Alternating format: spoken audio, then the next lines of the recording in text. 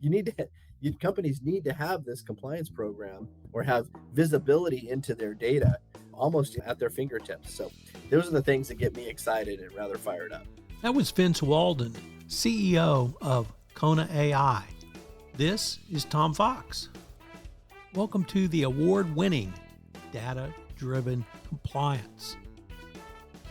In this podcast, we will discuss how to use data to improve and enhance the effectiveness of your compliance program, creating greater business efficiency, all leading to more return on investment for your compliance program. Join host Tom Fox as he explores how data will drive your compliance program to the next level. This podcast is sponsored by Kona AI, and now a word about Kona AI. Kona AI is the leading AI-driven solution for anti-corruption, risk, and compliance professionals. Our easy-to-use software and flexible, secure deployment models drive fact-based decisions that focus on the risk areas that matter to the regulators and your business. Whether you are looking for a solution that sits in the cloud or on premises, Kona AI returns lost money to your company's balance sheet and spots high-risk payments to third parties in half the time and half the cost. Conduct better, evidence-based risk assessment. Reduce investigations costs. Enable your compliance team to present risk in a timely, data-driven, fact-based manner. Register for your free demo at konaai.com or email info@konaai.com. In this episode, I'll begin a two-part series with Jordan Domash on AI tech for data compliance. I know you will enjoy the next two episodes.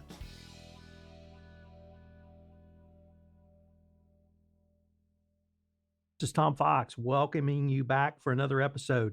Today, I'm thrilled to have back with me Jordan Domash. Jordan, first of all, it's great to see you again. Yeah, it's great to see you. We're coming live from the offices, which is really exciting. So it is cool. So first of all, could you tell us a little bit about your professional background?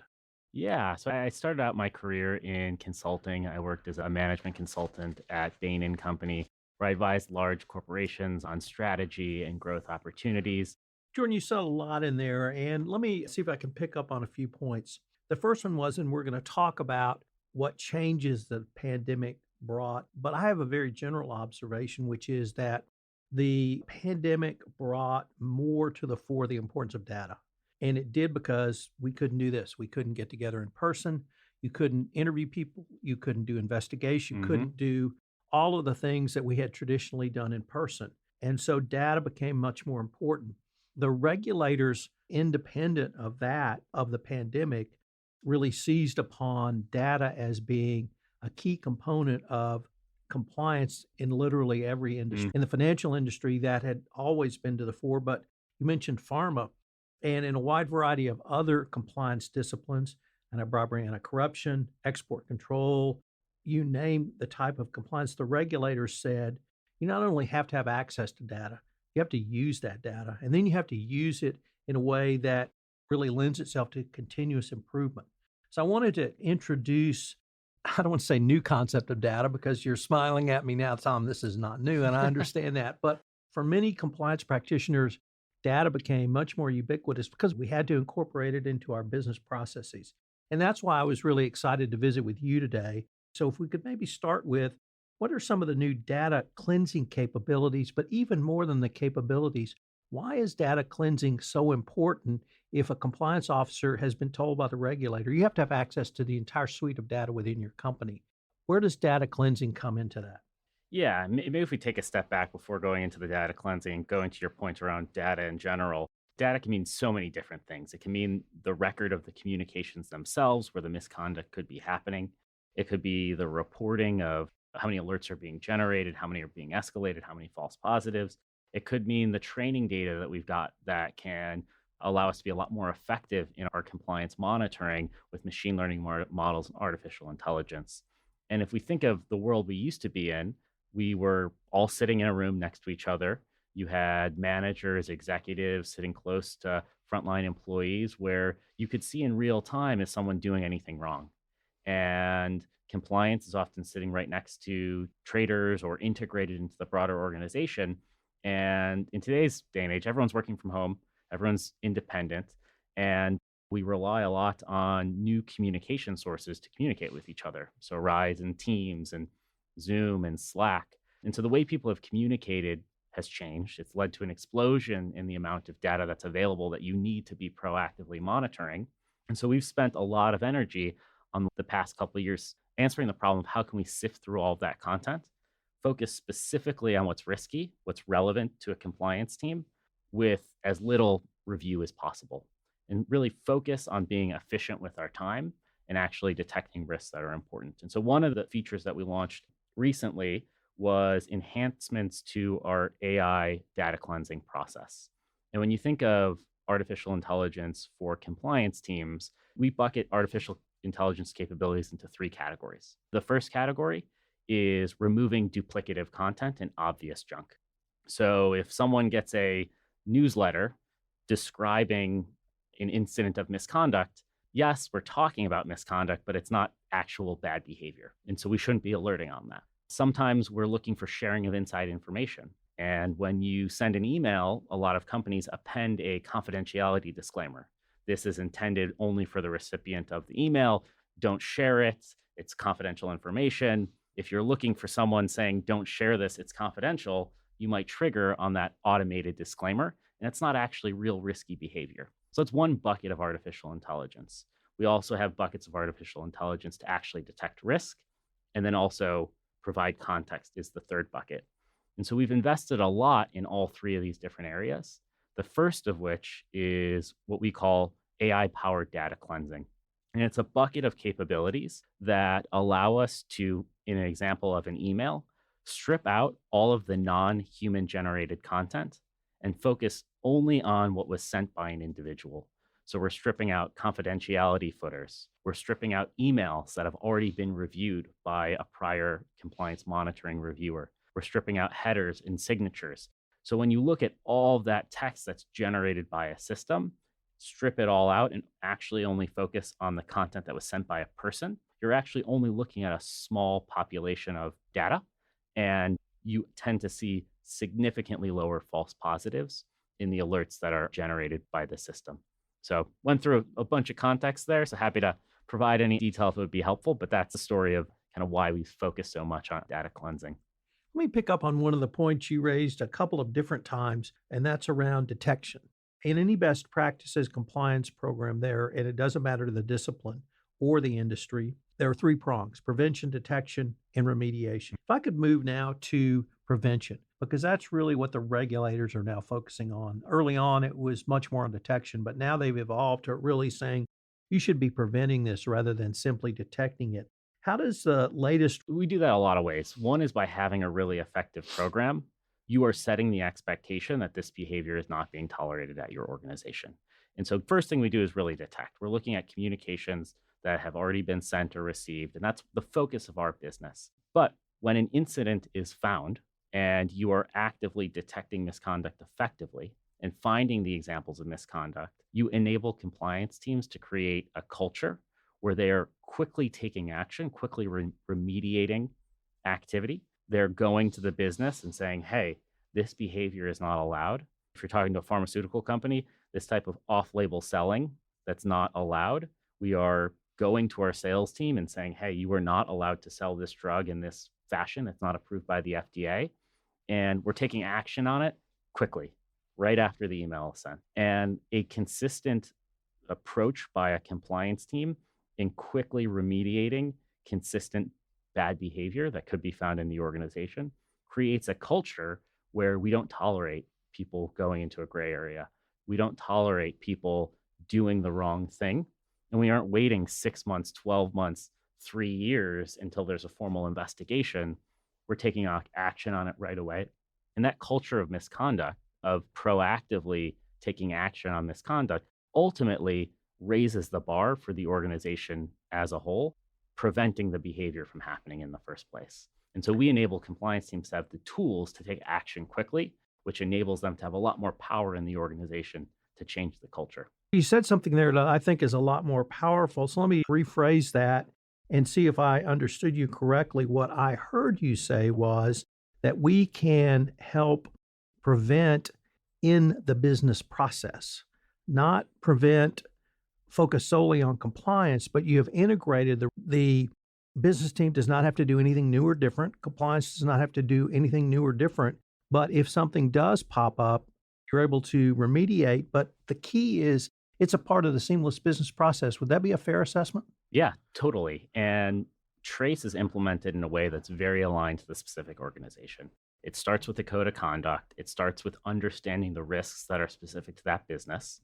And we integrate that into the implementation of Trace. So in financial organizations, if you're dealing with traders, you'll be looking for collusive behavior, market abuse, market manipulation.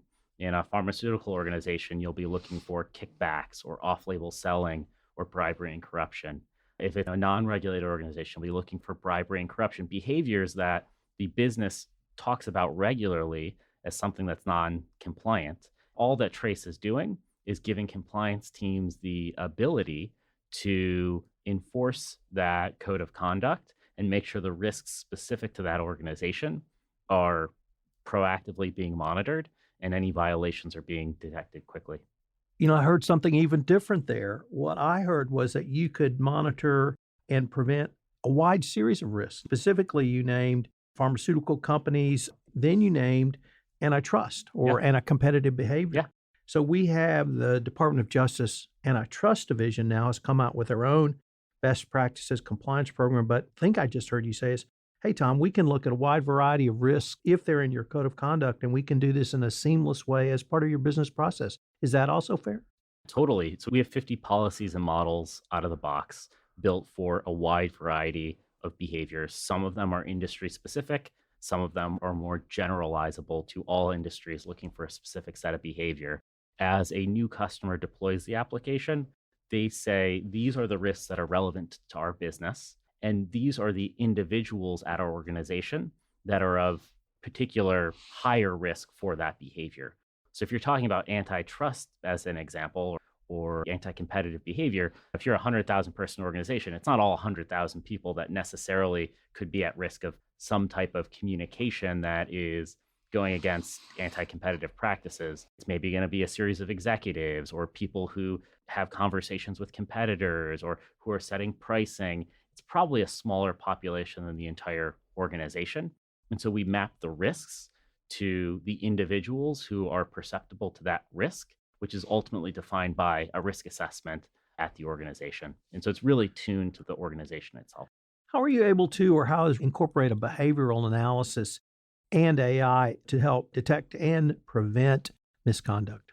Yeah. So we use artificial intelligence in three ways, as I talked about a bit earlier, to remove irrelevant content and junk, to pinpoint risk in misconduct, and then to add context to alerts that have been generated so you can quickly unravel if there's any misconduct happening.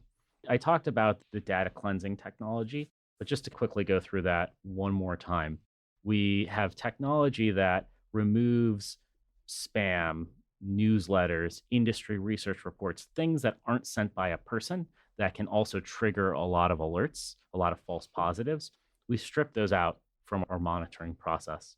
We also strip out all non-human generated text. So things like disclaimers or confidentiality footers or signatures, which could look risky to a system that doesn't realize it wasn't sent by a person. So it's a set of artificial intelligence that allows us to focus only on the content that is potentially risky. Then we do a lot to actually detect risk.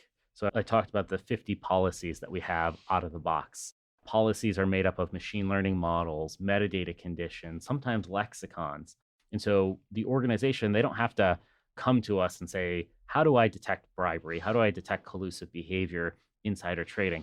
We have a point of view and a perspective that applies machine learning and artificial intelligence that we ultimately tweak to your organization. And then when we think about adding context, let's say an alert was generated. The system says, hey, compliance officer, this is potentially bribery. Take a look at it, read this email. And compliance officer maybe doesn't have complete context to what that individual is working on. So they might read the email and be like, I don't completely understand it. What is this deal that they're talking about? who is this individual that they're communicating to, we have the ability to press a button and say, show me 3, 4, 5 other emails that help explain this original email. And so it starts to get into the investigatory context so that compliance officers, they don't have to run a bunch of manual searches. They don't have to review thousands of documents. We bring the 3 or 4 or 5 most relevant communications to that alert to the forefront so the compliance officer can really focus on what the system is saying is the most relevant. So I mentioned the regulators. In my world, that's the Department of Justice. There are other regulators for different industries, but the regulators have made clear that compliance must have access to all data across the corporation. And unfortunately, many compliance officers are people like me. They're lawyers by professional training and background, and that's pretty daunting. But it's more than simply being daunting in terms of access to data. There is a lot hiding in that unstructured data. So I was wondering if you could it's October, and so I think Halloween's appropriate time to scare people. Yeah. But why don't you tell us about what's hiding in unstructured data that companies, from the business folks to risk management folks to the compliance folks, really need to worry about? Yeah. So first of all, what is unstructured data? Structured data is something that lives in a database. It has a data model assigned to it. Unstructured data, which is actually a majority of the data that's living in a company, is something that doesn't have that type of hierarchy associated with it. So think of your Word documents, your emails, your text messages, things that live within the broader organization are much harder to understand and sift through. And compliance monitoring is really built on unstructured data analytics problems. When you think of the e-discovery business, it's taking a large volume of unstructured data and sifting through it for the purpose of an investigation or a litigation or responding to a government request. We have government customers for Freedom of Information Act requests and quickly being able to respond to a FOIA request. Cyber breach response, where you've got a set of data that someone might have access to it, and how do you quickly uncover whether they had access to anything sensitive, technology to look for PI compliance monitoring. And the reason why we focused on that, it's a really hard problem.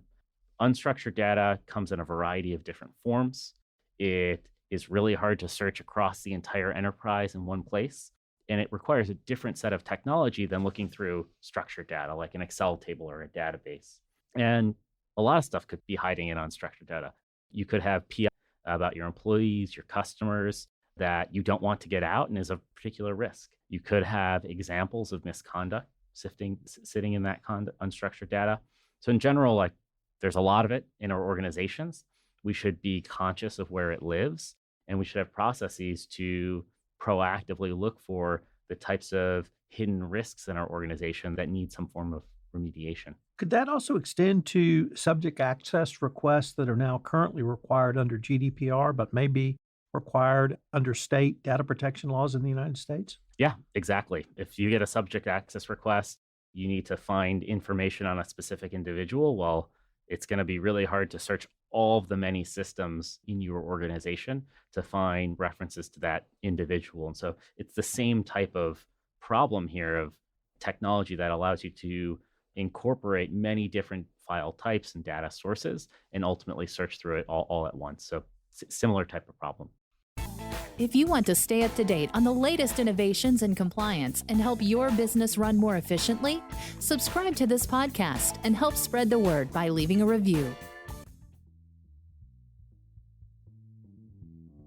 This is Tom Fox again. I hope you've enjoyed this episode of the award-winning Data-Driven Compliance. For more information on Kona AI, you can go to their website, www.konaai.com. If you've enjoyed this podcast, I hope you'll subscribe, rate, and review wherever great podcasts are listened to. The award-winning Data-Driven Compliance is a production of the Compliance Podcast Network. If you would like to be a guest on Data-Driven Compliance, please shoot me an email at tfox@tfoxlaw.com. I'd love to talk to you about coming on the show.